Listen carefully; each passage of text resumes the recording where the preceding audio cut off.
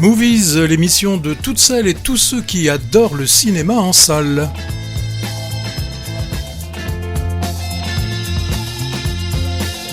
Une émission proposée par Hervé Brie. Bonjour Hervé. Bonjour Patrick, bonjour à tous et bonjour, bienvenue à notre nouvelle recrue Céline, qu'on va vous présenter, eustachophile comme nous, puisque rencontré au cinéma Jean Eustache.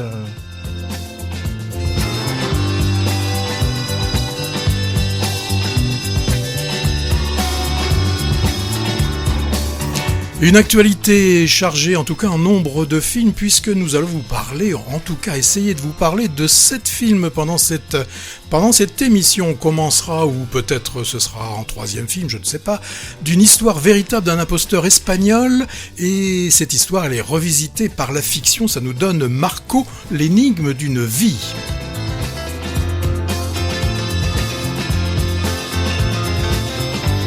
Un retour aux sources et les premières amours d'une jeune quadra, ça donne Partir un jour.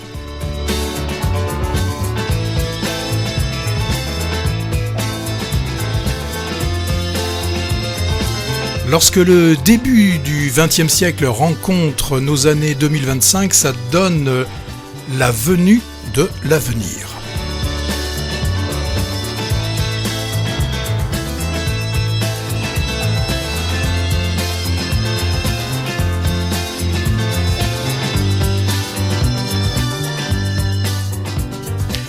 Et il y aura aussi, on parlera de musiciens ou un quatuor à cordes, prépare un concert exceptionnel où chacun des virtuoses joue sur un Stradivarius.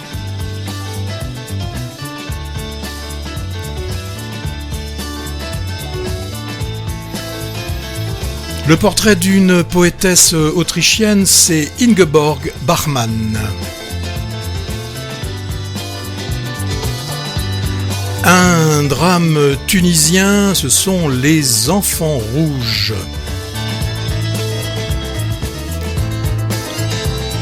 Et bien évidemment, Hervé a été voir le film de science-fiction, enfin une science-fiction un peu fauchée, mais très inventive. Le film, c'est Else. Et tout ne tiendra pas là en une heure. Moi, j'ai un petit mix traditionnel des titres. Et attention. Ça nous donne une comédie musicale jeune public. Donc voici le sujet. Sur l'avenue de l'avenir, les enfants rouges de plaisir assistent à un spectacle de rue intitulé Partir un jour, écrit par Ingeborg Bachmann et monté par la troupe Marco et les musiciens. Et c'est George What else Clooney qui joue Marco. Alors Patrick, peut-être avant que tu nous parles de Ingeborg Bachmann, je crois, peut-être on pourrait demander à notre nouvelle recrue de nous dire un mot de pourquoi elle est là. Eh bien, je suis là parce que je suis passionnée de cinéma tout comme vous, un petit peu moins disponible pour y aller que vous. Je suis encore en activité, mais nous aussi. J'aimerais tant y aller quasiment tous les jours.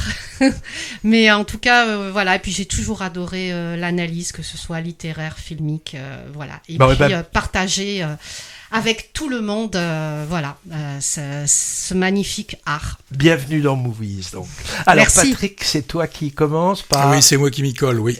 Alors, c'est pas très souvent qu'on voit des films qui nous viennent d'outre-Rhin. Depuis 2 semaines déjà est sorti en France le film Ingeborg Bachmann, Reise in die Wüste, qui, si on le traduit bien, donne Voyage dans le désert. Alors il s'agit du dernier film de Margaret von Trotta. Alors c'est peut-être bon de rappeler à ceux qui connaissent pas, qui sont un peu plus jeunes, que cette réalisatrice maintenant elle a quand même plus de 80 ans. Elle fait partie de ce qu'on a appelé le nouveau cinéma allemand dans les années 1970. Margaret von Trotta est une réalisatrice, scénariste, donc allemande, qui a commencé sa carrière, il faut le savoir, en en tant qu'actrice pour des réalisateurs comme Rainer Werner Fassbinder et Volker Schlöndorff à la fin des années 60. Alors, au contact de ces réalisateurs, elle s'est rapidement intéressée à l'écriture et à la réalisation de longs métrages. En 75, tout le monde s'en souvient, avec Volker Schlöndorff, elle coécrit et co-réalise le film d'après le bouquin d'Heinrich Böll, Die verlorene Ehre der Katharina Blum, ou en bon français... Il veut montrer qu'il parle allemand. Ich spreche ein bisschen Deutsch, ja. L'honneur perdu de Katharina Blum, qui avait été, on s'en souvient, acclamé par la critique. C'était un film, tu t'en souviens, vous vous en souvenez, réquisitoire, qui dénonçait les méthodes de la police et surtout de la presse dans une Allemagne de l'Ouest en pleine crise paranoïaque à travers un récit assez froid et tragique et une descente aux enfers infligée à une jeune citoyenne soupçonnée de cacher des informations sur un anarchiste avec qui elle avait juste passé la nuit. Après, il y avait eu aussi, on s'en souvient, Les années de plomb de ce film. Alors souvent, des films qui sont centrés sur des formes, des héroïnes féminines assez fortes. Et elle a, Margaret von Trotta, été dans beaucoup de festivals. Et elle a eu des prix, que ce soit à Cannes ou bien évidemment à la Berlinale. Alors aujourd'hui, qu'est-ce qu'elle nous propose, cette Margaret von Trotta? Eh bien, c'est un biopic. Alors, un biopic, c'est plutôt concentré sur une page de cette poétesse, donc qui s'appelait Ingeborg Bachmann, que je ne connaissais pas, mais mes connaissances littéraires sont proches de zéro, donc ceci explique certainement cela. Et là, on va la suivre donc pendant les années où elle a passé 4 ans avec Max Frisch, donc un écrivain, et les 2 années qui ont suivi, pendant lesquelles elle a vécu plutôt mal cette séparation et finalement n'a pu se guérir que brièvement grâce à un voyage qui est fait dans le désert avec un homme plus jeune, ce qui donne le titre au film. Alors, ce qui est intéressant que j'ai trouvé dans ce film, c'est que le film justement joue entre le sombre, le lumineux. Le film commence par une scène sombre de nuit, on la voit faire un cauchemar où on la voit complètement humiliée par Max Frisch, et le film se terminera sans que je dévoile, avec une luminosité assez éblouissante, alors qu'elle est dans le désert, où là elle a connu vraiment une période, on peut dire, de guérison. Et entre ces 2 moments, eh bien, on pourrait dire que le film est ponctué par 4 villes, des périodes qui sont liées à des villes. On a Paris, Zurich, Rome et Berlin. C'est à Paris qu'ils se rencontrent, où ils se rencontrent et ils proclament sur le pont Mirabeau de l'Apollinaire. Et déjà, ce moment est assez intéressant parce qu'on se rend compte que Ingeborg connaît parfaitement le poème, alors que Max Frisch, lui, est capable de sortir 2 ou 3 vers, et qui va nous montrer les 2 caractères complètement différents. L'une, Bachmann, assez exigeante, et l'autre, Frisch, plus dans l'apparence. Voilà, ça c'est déjà intéressant. On va avoir Rome. Alors Rome, c'est la ville préférée d'Ingeborg Bachmann. C'est là qu'elle aime flâner dans ces rues baignées de soleil, aller dans les cafés. Elle rencontre aussi un poète, Ungaretti. On se rend compte comme elle adore cette ville. Il y aura Zurich, où là, qui est la ville de Max Frisch, et là, on va voir qu'elle va se sentir complètement étrangère, et elle ne pourra plus écrire. Et donc, elle voudra retourner à Rome, et là aussi, ce qui est intéressant, quand elle va retourner à Rome, c'est Max Frisch qui, lui, n'arrivera plus non plus à écrire. Et au final, elle passera quelque temps à Berlin, après sa séparation, et là, pour elle, Berlin, elle le dit d'ailleurs dans le film, pour elle, Berlin n'est que maladie, n'est que tristesse, et pour elle, heureusement, elle va rencontrer un jeune homme qui va l'emmener, elle, dans le désert, où elle pourra surmonter, là, sa mélancolie. Donc un film d'aller-retour entre ces villes, entre ces moments d'amour, ces moments où l'un supplante l'autre, avec ces inversions. On a Vicky Krieps, alors Krebs, je sais pas comment exactement on le prononce, qui est formidable. On se souvient d'elle dans Corsage. On se souvient aussi dans le film où elle était en Cowgirl jusqu'au bout du monde, là. Non. Quand elle est la police. The Wall. The Wall, oui. Voilà, je recherchais le titre. Et Ronald Zerfeld est aussi pas mal. Il y a une phrase qui est intéressante à un moment donné, puisque quand on voit le film, on se dit que c'est elle qui subit un Max Frisch qui est vraiment assez puant dans le film, mais il dit à un moment donné, est-ce que ce sont toujours les meurtriers les coupables ? Est-ce que parfois les victimes ne sont pas aussi un peu coupables ? Film de facture classique, mais je trouve que de temps en temps, du classique, ça fait du bien. Voilà ce que je pouvais dire sur Ingeborg Bachmann. Ouais, je rajoute un mot. Alors, Margaret von Trotta, elle poursuit ses portraits féminins. Alors, après Katharina Blum que tu citais, elle a aussi fait une biographie de Rosa Luxembourg et de Hannah Arendt. Alors là, elle nous fait découvrir cette poétesse autrichienne, alors célèbre dans l'après-guerre, mais comme toi, je la connaissais ni d'Ève ni d'Adam. Personnage que j'ai trouvé pas montré forcément sympathique ou attachant, d'ailleurs. Hein. Oui, mais est-ce que les biopics non, doivent mais pas... D'accord, ouais. D'autant plus qu'elle est étonnante, hein. Une intello sensuelle, libre, voire libertine. Moi, je dois avouer que j'étais un peu perdu dans la temporalité, parce que le scénario est essentiellement construit avec des allers-retours qui m'en semblaient, moi, assez confus, essentiellement entre deux époques correspondant aux deux amants successifs de la dame. Alors évidemment, Vicky Krieps, polyglotte, multitalentueuse, habituée à des rôles de femme en même temps fragile et forte, actrice caméléon, moi je l'associe un peu à Isabelle Huppert. Elle était aussi impressionnante, tu l'as un peu mentionné, en agent raciste et trumpiste de la police frontalière entre Mexique et États-Unis dans le récent The Wall. Trop mal distribué malheureusement.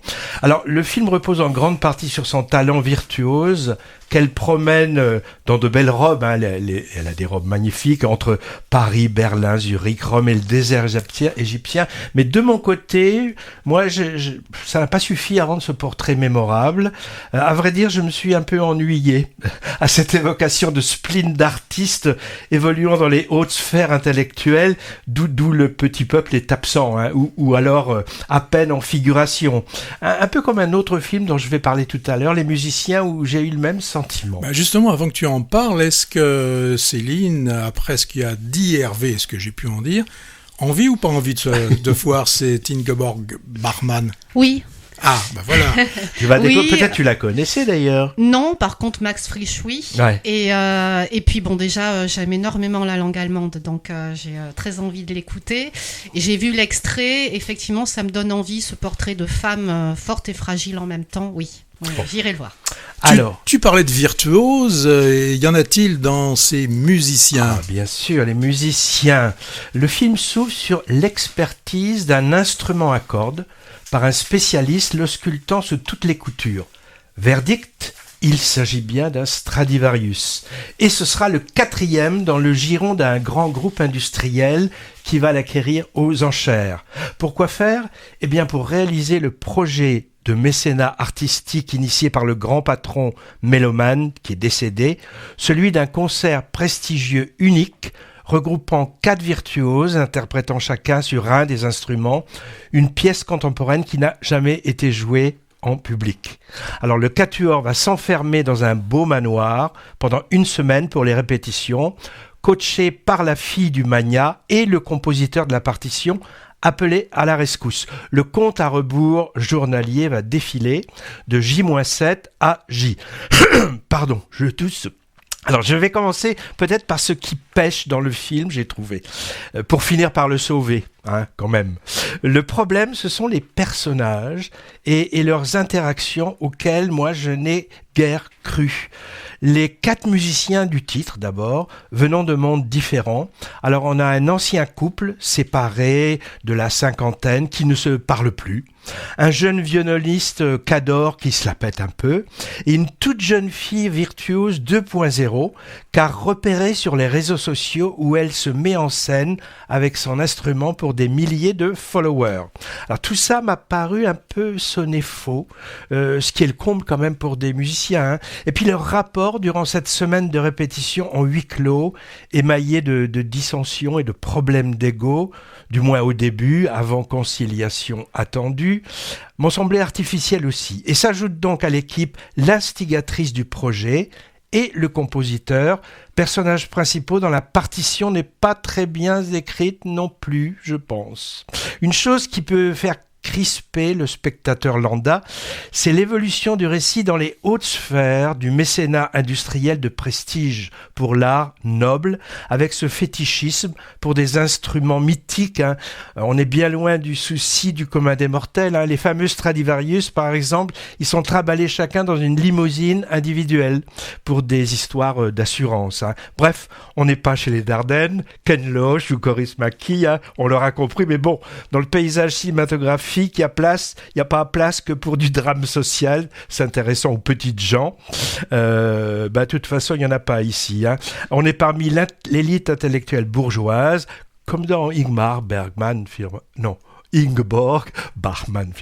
Alors, le point fort du film, par contre, ce qui en fait le sel et le sauve, c'est l'aspect musical, qui ravira les mélomanes avec de nombreux moments de répétition et, point d'orgue, une partie du concert final. Attention, question film centré sur la musique, on n'est pas au niveau de choses comme Tous les matins du monde, d'Alain Corneau qui avait fait découvrir Marin Marais et sa viole de gambe en 91, ou le fameux Amadeus de Miloš Forman, deux chefs-d'œuvre qui conjuguaient adroitement musique et récit. Là, le récit pêche un peu, reste la musique, atypique entre classique et contemporain, et son interprétation très très bien filmée, et c'est déjà pas si mal. Je pense que même si on est peu féru ou même peu connaisseur de ce type de musique exigeante, on va dire, ce qui est mon cas, on est séduit par la découverte car elle est sublimée par les caméras. Les acteurs du Quatuor à cordes sont évidemment de vrais musiciens. Et puis, plaisir quand même de revoir un acteur et une actrice assez rares à l'écran et que j'aime beaucoup. D'abord le discret et toujours affable Frédéric Pierrot, qui a longtemps évolué dans les seconds rôles avant d'être découvert par le grand public en psy formidable dans la série Arte en thérapie. C'est lui, le compositeur reclus et bougon, qui sort de sa tanière pour diriger les répétitions. Ensuite, l'attachante Valérie Donzelli, également réalisatrice à 16h. Elle joue l'héritière de l'industriel qui concrétise le projet de danseuse de son papa mécène. Ils sont tous les deux très bien, même si malheureusement leurs personnages ne sonnent pas très justes. Problème au niveau de l'écriture, des caractères et des situations, donc, comme je l'ai dit, plutôt que de l'interprétation. Les musiciens est signé Grégory Magne. C'est son 3e long métrage. J'ai pas vu les 2 précédents. La musique, personnage essentiel du film, est écrite par Grégoire Hetzel, compositeur attitré de plusieurs cinéastes français comme Arnaud de Pléchin et Mathieu Amalric. C'est la fin, le tout dernier matin, le tout dernier jasmin. Ne me lâche pas la main, c'est la fin, le soleil au lointain s'écroule seul dans son coin. Ne me lâche pas, je te tiens. Le dernier jour du disco, je vais le passer sur ta peau, à rougir comme un coquelicot.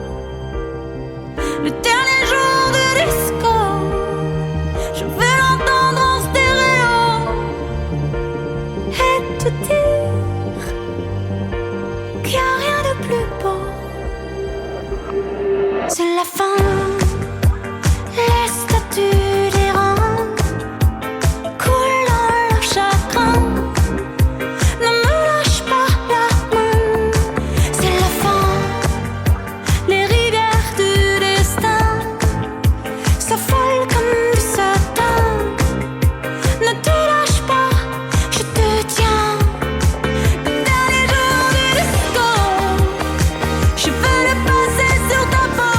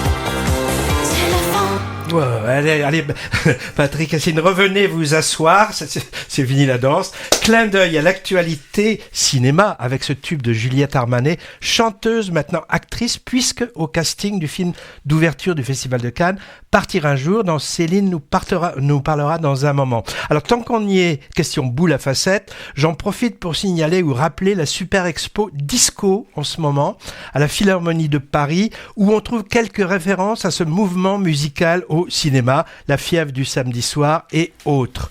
Alors ce n'est pas les derniers jours du disco, puisque ça dure jusqu'à la mi-août. Et la mi-août, c'est tellement plus romantique, comme le chantait qui, Patrick? Qui chantait Ray Ventura et son orchestre? C'est pourtant ta jeunesse, Patrick, tu devrais te souvenir. Alors bon, donc est-ce qu'on va partir un jour? Allez, c'est parti. Oui, je suis essoufflée, j'étais sur le dance floor là. Bon, alors voilà. Alors, il ne suffit pas de quitter les choses pour que les choses vous quittent.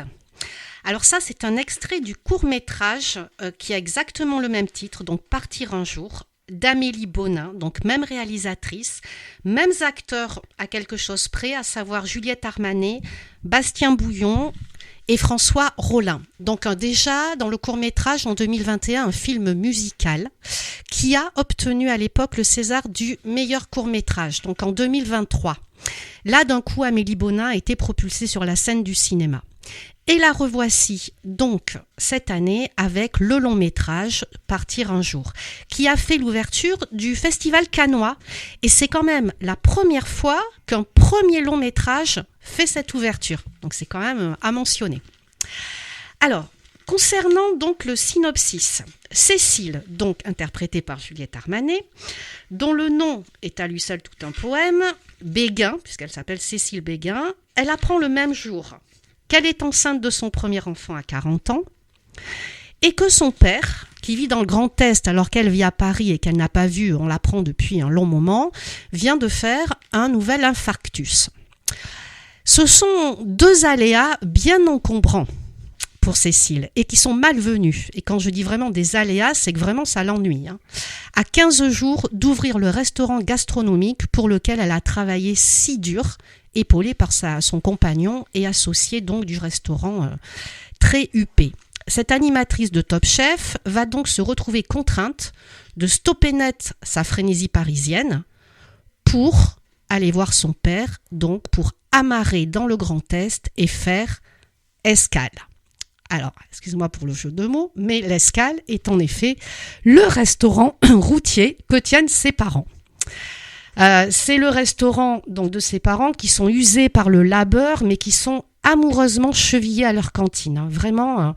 Et là, en arrivant là, donc en revenant aux sources, Cécile va franchir le rideau de perles qui sépare la salle populaire de la cuisine. Ce rideau de perles, pour moi, métaphoriquement, il est important. C'est-à-dire qu'elle va passer dans une autre dimension. Nous aussi, d'ailleurs, parce qu'elle va passer de la bonne, elle va passer dans le monde de la bonne franquette, du temps suspendu. C'est un retour aux sources pour cette héroïne et un retour à son amour inavoué de jeunesse. Alors, dans ce film, que j'ai personnellement beaucoup aimé, j'ai relevé beaucoup d'oppositions, mais qui vont peu à peu se réduire, voire complètement s'annuler.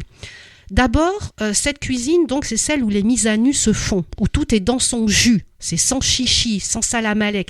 Et quand je dis sans son jus, c'est vraiment ça, quoi. C'est-à-dire qu'ils font le bourguignon, ils font la macédoine, ils font sécher les pâtes sur un étendoir, alors qu'elle arrive d'un endroit où la cuisine est extrêmement raffinée. Elle fait un soufflé à la bisque de homard, par exemple. Enfin, voilà. On est vraiment sur deux mondes très différents. Dans les autres oppositions, le temps dans l'Est où elle revient, il est comme statufié. C'est comme si rien n'avait bougé. Tout est à l'identique, à l'opposé du tohu-bohu qu'elle vit à Paris. Et puis, dans ma mort d'idée, une autre opposition, c'est que la maîtrise est totalement recherchée chez Juliette Armanet. Jusque dans son corps, elle veut même pas écouter sa grossesse, elle veut essayer de la dénier. Alors que là, dans le monde de son enfance, le temps, il a l'air de couler de lui-même. C'est festif, c'est simple. Entre autres, je pense à la soirée du mime, que moi, j'ai vraiment trouvé très, très drôle, quoi. Mais finalement, toutes ces dialectiques-là, elles vont bientôt être dépassées. Et ça ça démarre, ça va partir en vrille dès qu'on la voit se goinfrer de dragibus. Et quand elle se met à picoler comme un trou aussi. Alors là, et d'ailleurs c'est marrant parce que dans le court-métrage, cette notion de retour vers l'enfance, il est marqué par les pépitos dans le supermarché. Et là, donc, ce sont les dragibus. Alors, les thèmes, ils sont très nombreux, peut-être trop, j'y reviendrai un peu après. Il y a le fait d'être transfuge, d'humaine profession, mais à une autre échelle, plus chic. Donc, est-ce que c'est une fierté ? Est-ce que c'est un fardeau ? Est-ce que c'est une ombre qu'on fait à ses aïeux ? Ici, elle est comme ramenée à quelques citations acides, en fait, que son père écrit méticuleusement, ou alors à un écran télé, pour ceux qui vivent dans le Grand Est.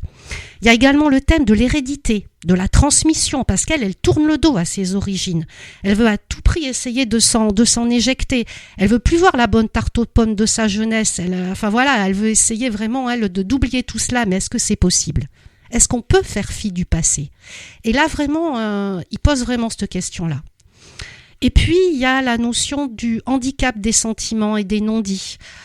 C'est là que les chansons sont importantes d'ailleurs, parce qu'elles vont aider, elles vont être comme un appendice de ces émotions qui sont contenues ou refoulées par aussi bien les parents qu'elles-mêmes.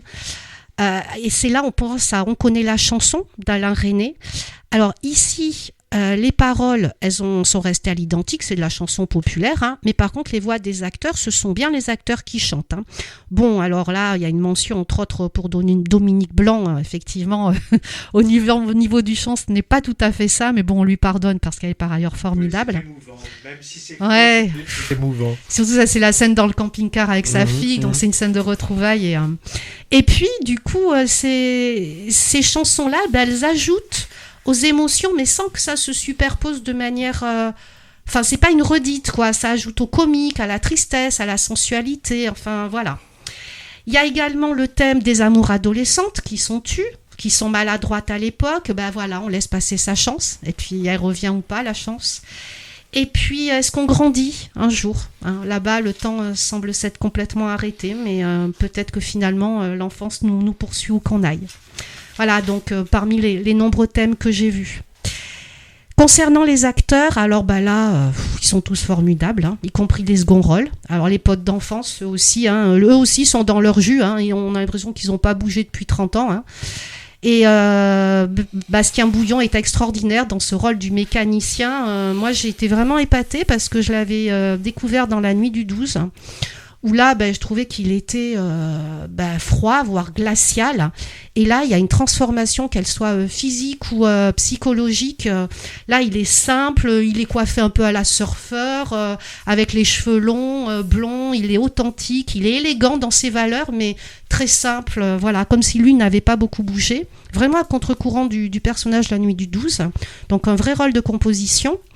Et quant à Juliette Armanet, alors elle, c'est quasiment c'est la première fois, même on peut le dire, qu'elle a un premier rôle, le rôle de l'héroïne. Elle est confondante de naturel. Elle peine, j'ai trouvé un petit moment dans les moments de désaveu, mais bon, globalement, elle est extrêmement crédible, et puis elle patine bien aussi. Ça, on le voit à la fin. Alors que Bastien Bouillon n'a pas chaussé les patins. Non, pas du tout, il n'a pas osé. Mais je pense, parce qu'à un moment donné, je me suis dit, est-ce qu'elle n'est pas doublée ? Non, elle fait un demi-tour, voilà. Les parents et les autres seconds rôles, bien sûr, sont formidables. Les parents, ils sont à la fois aimants, fiers de leur fille, mais en même temps, ils se mésestiment par voie de conséquence parce qu'elle a tellement réussi que, ils ont une partition aussi très sensible. Alors évidemment, tout ça, c'est très bien, mais il y a quand même des petites choses à nuancer. Alors les chansons, justement, c'est vrai qu'elles sont bien, mais... je pense que je m'en serais passée, honnêtement. J'ai du mal déjà avec les films musicaux. Ça ne m'a pas dérangée, mais je me suis vraiment demandé si elles n'étaient pas un peu superflues. Par ailleurs, les oppositions sont également, je trouve, peut-être un peu marquées, entre autres. Alors, au départ, le côté franchouille, quoi. Le côté vraiment bouseux contre Paris. Mais bon, même si après tout cela se nivelle un petit peu, je trouvais que les oppositions étaient un peu marquées. Et puis que dans l'ensemble, il y avait tellement de thèmes brassés que je viens d'évoquer. C'est tellement foisonnant que parfois, c'est un petit peu trop caressé. Et c'est dommage. Voilà. Donc moi, en conclusion... Quand je suis sortie, je me suis levée, j'ai dit « Mais ça, pour moi, c'est une petite chose frêle, fragile, teintée d'une nostalgie par petites touches. » Et une jolie parenthèse spatio-temporel. Voilà, mené par un très très beau casting. Je l'ai vu dimanche, pardon. Non, vas-y.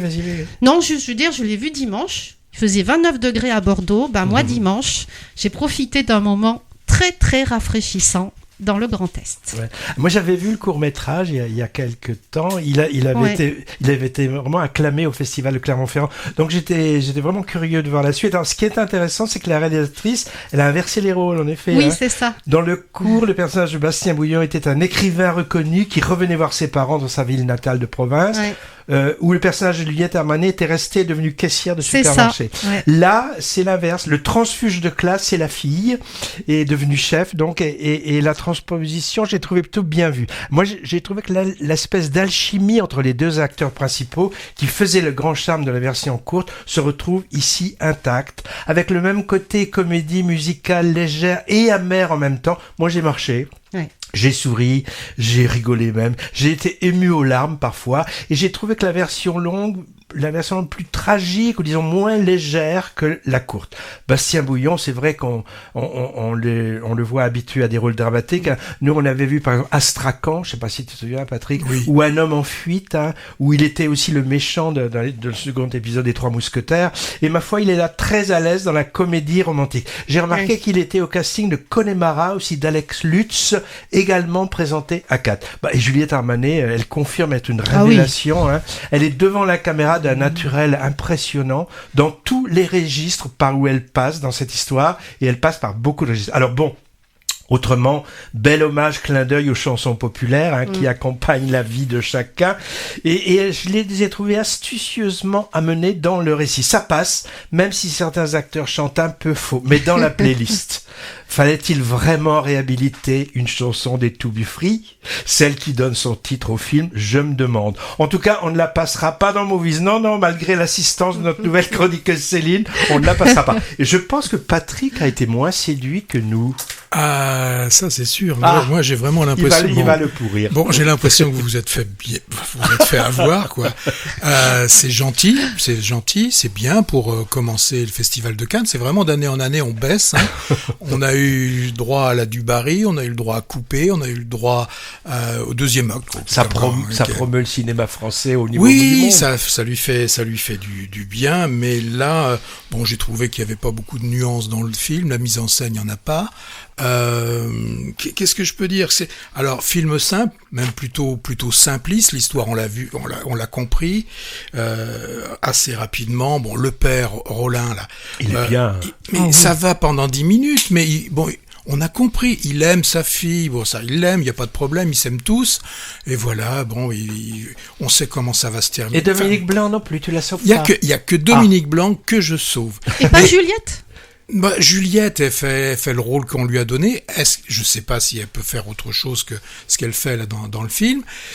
Moi, je pense que un court-métrage, c'est bien. Mais pourquoi en faire un long-métrage? Telle est la question. Et alors, est-ce que Les Enfants Rouges, c'est évidemment un autre style? Tu nous parles de ça maintenant, je crois. Oui, là, je vais vous parler des Enfants Rouges. Et c'est vrai que c'est un autre style. C'est un deuxième long-métrage. J'avais pas vu le précédent. Donc, le réalisateur, c'est Lofty Ashur, et le film là, il a été présenté l'an dernier à Locarno, et depuis il a été sélectionné dans pas mal de festivals, et il a remporté, si j'ai bien compté, plus d'une quinzaine de prix. Alors est-ce que ces prix sont mérités?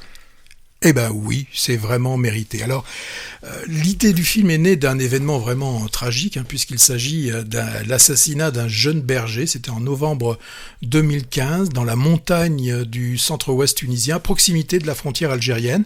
Son cousin qui l'accompagnait est lui laissé vivant, et il fut contraint, accrochez-vous, il fut contraint de rapporter la tête de la victime à sa famille.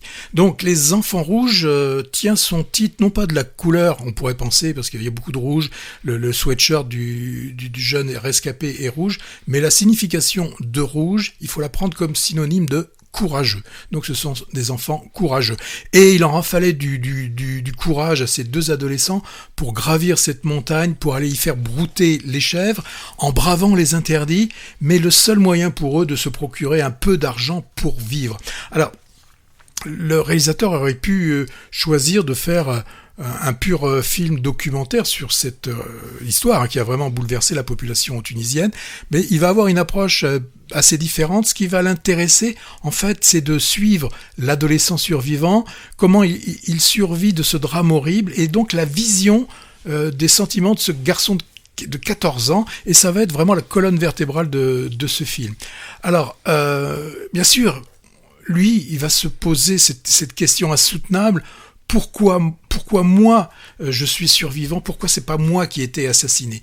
Le réalisateur va, pour nous faire passer tous ces moments de doute, ces moments d'interrogation, par le biais de moments oniriques. On va voir le jeune garçon, on va le revoir parler au jeune disparu comme s'il était toujours présent. Cette forme d'approche pour ce film permet d'alléger le propos, même si rien n'est édulcoré dans le film. Dans ce film, on a bien des points assez essentiels. On va découvrir en partie, et je l'ai lu, j'ai été le vérifier, l'abjection de certains médias qui ne reculent devant rien pour faire de l'audience malsaine. Ils iront même jusqu'à ouvrir le réfrigérateur pour pouvoir filmer la tête du disparu à l'intérieur du réfrigérateur. Et ce qu'il y a aussi, et ça c'est ce qui m'a semblé le plus fort, c'est ces habitants, ils le disent, ils ont une vie de merde. Et personne ne s'intéresse à eux. Ils devront aller seuls, puisque bien évidemment, on peut comprendre la famille qui ne veut pas laisser le corps dans la montagne, où il risque d'être dévoré par les vautours, par tout ce qui peut traîner. Et c'est eux qui vont, au péril de leur vie, qui vont aller chercher le corps. Donc ça c'est bien mis en évidence que en fait personne s'intéresse à ces paysans perdus là au bas de la montagne. Je pense que si ce n'était pas basé sur une histoire vraie, on y verrait presque un côté un peu mythologique dans cette tragédie. Pour tenir alors il y a les deux rôles principaux, les deux garçons qui sont des non professionnels, qui sont très très forts. On leur a adjoint une jeune fille qui elle aussi est formidable dans ce film. J'ai vu qu'il a fallu auditionner plus de 600 enfants pour trouver le bon trio. Alors, outre l'interprétation de ces jeunes adultes, de ces jeunes garçons plutôt, il y a aussi, ce qui est intéressant, une mise en scène, une mise en image des espaces et de la nature. Alors même si ce ne sont pas des montagnes très hautes, puisque on est plutôt dans le côté massif central, on ne dépasse pas les 1500 mètres de hauteur, elles sont pour autant majestueuses. Et ce qui est très fort, c'est qu'au début, ces montagnes sont un terrain de jeu, où on voit des enfants de cet âge-là s'amuser, à s'éclabousser, voilà, comme de jeunes enfants, et on va voir d'un seul coup ce lieu qui va devenir le lieu du drame. Alors, je le redis, pour moi ce qui a fait la force du film, c'est le va-et-vient qui est entre réalité et onirisme. C'est là qu'on sent que le réalisateur est aussi un metteur en scène de théâtre. Il y a des moments, on voit la montagne, certains endroits, comme une scène de théâtre, et ça, j'ai trouvé ça assez fort. Il ne tombe pas dans le misérabilisme, et aussi, il réussit, ce qui peut être compliqué, de ne pas esthétiser ça, c'est-à-dire de ne pas rendre l'horreur belle. C'est très difficile à arriver à ça. Donc pour moi, c'est un pari réussi, un film sur la résilience de cette population abandonnée, mais qui fait face contre l'adversité avec courage et surtout avec dignité. Film exigeant, il ne nous épargne rien, mais c'est ça aussi le cinéma, faire prendre conscience s'il en était besoin de la barbarie humaine. C'est vrai qu'on est loin de partir un jour.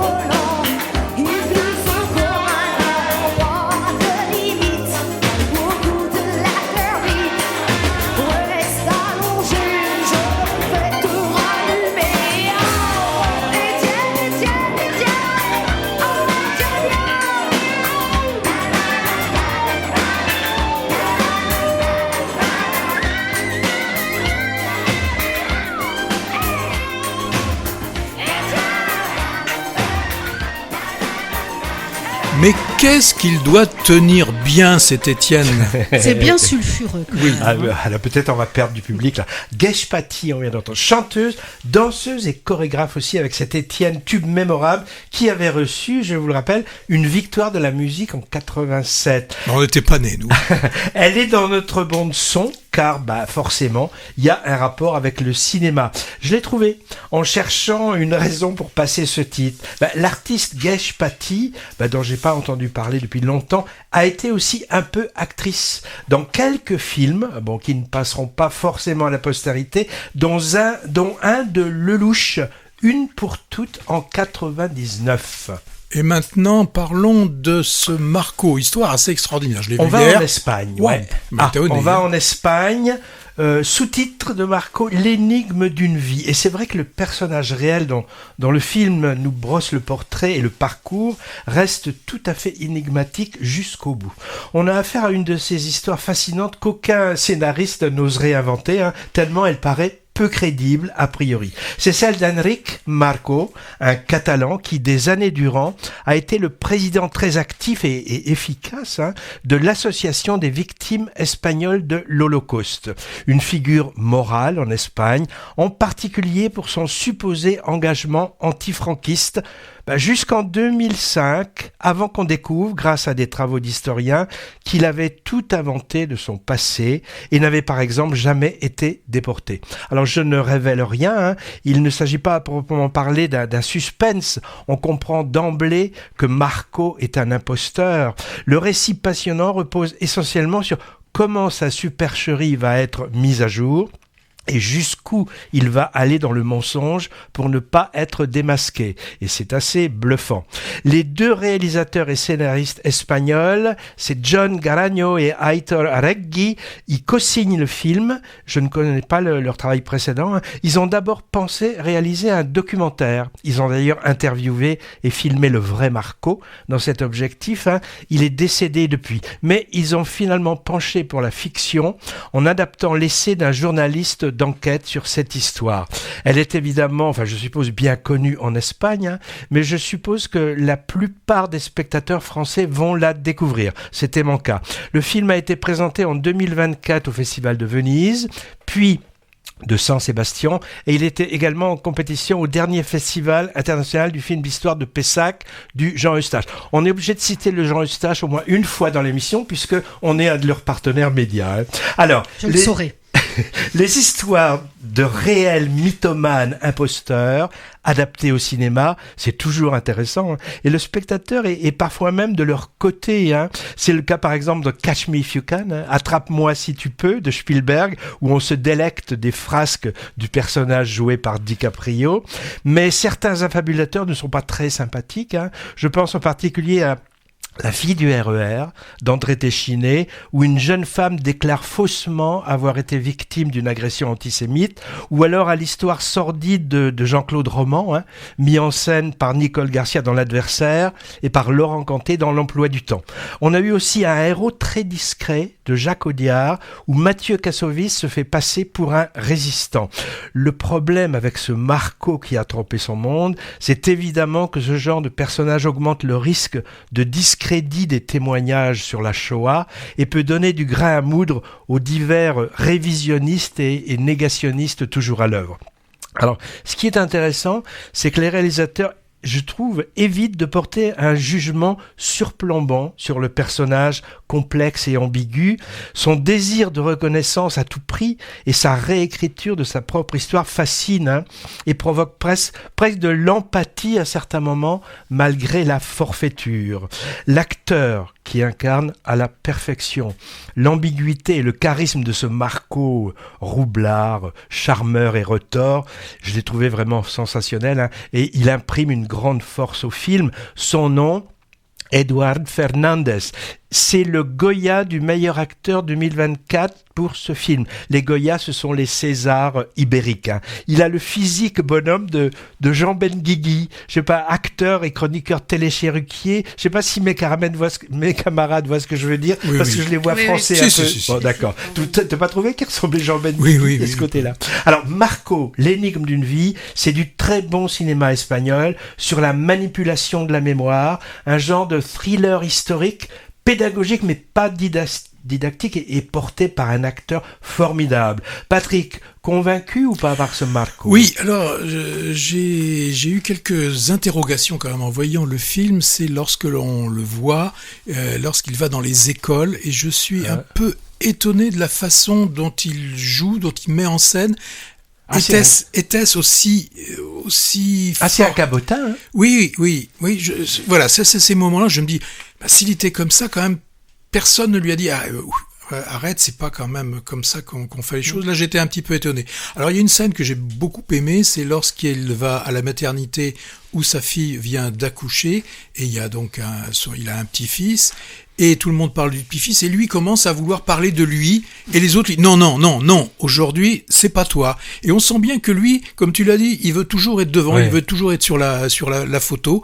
Voilà, donc c'est un cabot, on nous le montre jusqu'à la fin, il reste cabot. Alors, je pense qu'il était quand même, il y avait un problème quelque part, il avait quand même parce que jusqu'à la fin, moi j'ai lu après, il n'a jamais reconnu avoir fauté finalement. Non. Il a dit j'ai fait connaître le problème. Oui, et quand on voit le truc, on se dit oui, quelque part il a fait quand même, je veux dire 70% de bien. Sauf qu'il basé sur du faux.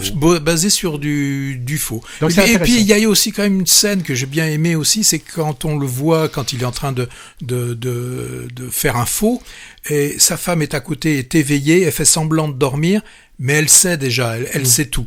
Donc aussi il le dit et on le sent, c'est déjà enfermé les yeux. Voilà, d'autres savaient. Alors maintenant. La venue de l'avenir qui est juste sortie hier, on l'a vu, vas-y. Oui, présenté au Festival de Cannes. Ça aurait été mieux que ce soit lui qui soit en ouverture. Enfin bon, en 1895, là, nous n'étions pas nés, ça c'est sûr. Un jeune photographe nous dit: demain, je vais voir la première projection de cinéma vers l'avenue de l'Opéra, et je sais pas ce que c'est. Et Rose, sa petite amie, lui répond: mais ça va servir à quoi? Belle question, en effet, qui est posée, et Cédric Clapiche nous donne la réponse avec son film « La venue de l'avenir ». Eh ben, le cinéma, ça sert à nous raconter des histoires comme celle qu'il a écrites. Nous sommes en 2025, et on a une trentaine de personnes issues d'une même grande famille. Ils apprennent qu'ils vont recevoir en héritage une maison abandonnée depuis plusieurs années, depuis 1942 si je me souviens bien. Et 4 d'entre eux sont chargés d'en faire l'état des lieux. Et ces lointains cousins vont alors découvrir des trésors cachés dans cette vieille maison. Ils vont se retrouver sur les traces d'une mystérieuse Adèle qui a quitté sa Normandie natale à 20 ans. Et cette Adèle se retrouve à Paris en 1895, au moment où cette ville est en pleine révolution industrielle et culturelle. On la voit arriver dans Paris. Alors, elle vient de Normandie, elle vient de la région du Havre, et comment on vient? On prend pas le train, on prend pas le... Qu'est-ce qu'on prend? On prend le bateau. Donc, quand on dit, et il y a un paysan qui dit « les jeunes, là, ça va trop vite maintenant », il parle comme ça en 1895, et déjà, les gens se disaient « Oh, c'était quand même mieux avant, hein ». Très intéressant, c'est très sympa. Alors, pendant 2 heures, Clapiche, il va s'amuser, et tant mieux, nous aussi, on va s'amuser. Il va alterner le Paris de 1895 et le monde d'aujourd'hui. Et c'est hyper bien fait. On la voit par exemple, cette Adèle qui arrive sur un quai de Paris. On voit un escalier, on la voit monter cet escalier, et quelques secondes après, on voit un jogger qui est en train de descendre cet escalier, tout jaune fluo. Oui, donc c'est hyper bien fait. Alors on retrouve un Montmartre qui est encore entouré de champs. La Tour Eiffel, elle a sa couleur d'origine qui est plutôt un peu rougeâtre. Et puis on croise plein de gens. On va croiser les peintres de l'impressionnisme. On découvre comment Monet a eu ses premières impressions d'un un soleil levant, et c'est très drôle de voir un Monet vu par Clapiche, surtout quand il est interprété par Olivier Gourmet. Là, on est à Giverny, mais c'est super. Alors, certains ont dit, Clapiche, il a de la nostalgie, justement, comme j'ai dit, c'était mieux avant. Non, il nous fait pas ça. Il nous montre, et ça, j'ai trouvé ça intéressant, que chaque époque est porteuse d'un avenir, et c'est vraiment aux jeunes de s'y engouffrer, en faisant peut-être des erreurs, mais faut-il regretter les choses qu'on a faites, ou celles, justement, qu'on n'a pas faites, hein? Question intéressante.